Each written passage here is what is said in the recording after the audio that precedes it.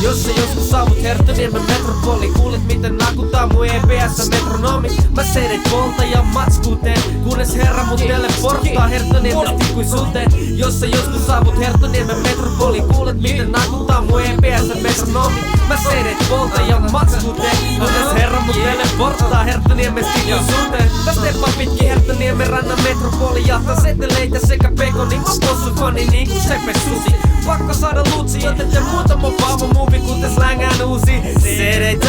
Sitä ennen täytyy käynnistää mun EPS. Mulla ei oo aikaa etti levy, joten ei oo mitään samplei. Mä vaan luupaan mitä tahansa sampo mulle tuupaa. Enkä mä tätä sampleri osaa käyttää, kun ostin se oli, niin tohkessa ette lukenut käyttöohjeita.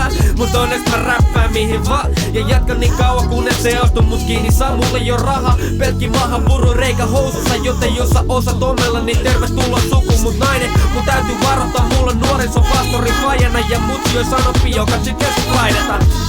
Ja mun äiti ei valitettavasti oo uskos, mut mä rukoilen et se olis. Ja kun se tulee uskoon, niin semmoista mammaa ei enää Tomiin Herttoniemen metropolis. Ja mä tiedän, et nää asiat tulee vielä tapahtuu, joten voin etukäteen riemuita.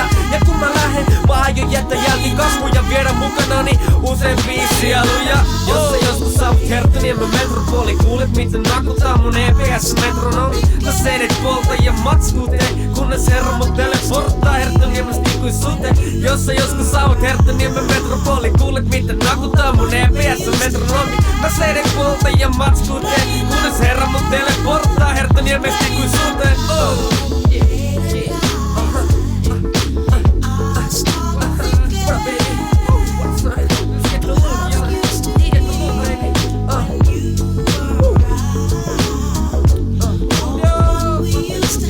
Mä ihmettelen täällä kunnes herra mut teleporttaa. Mua harmittaa mis mut täytyy aina vaan smalltalkaa. Puhu musiikista ja muuta bullshittia. Me jaksetaan hymyillä vaikka olla rikki muuten. Mä halusin vaihteeksi puhua jotain aiheen liittyen ikuisuuteen. Kuten kertoo miten on mahtava, miten on saanut tavata ensi kerran Jumala jo lapsena. On ollut yläasteikäisenä pyhästä hengestä ikään, niin et on nähnyt mun kulmakarvan kahtena. Ja nyt kun on tullut takas mä sumplin vaan, miten Jeesus on isä ja pojan kuningas. Sekin on näit sukujuttui, miten herra meidät molemmat kutsuu. 2 sukupolvessa elää armosta ja 3 tulossa. Mä ryhmistän mun kulmakarvojen ja alan jälkikasvuun rukoilla.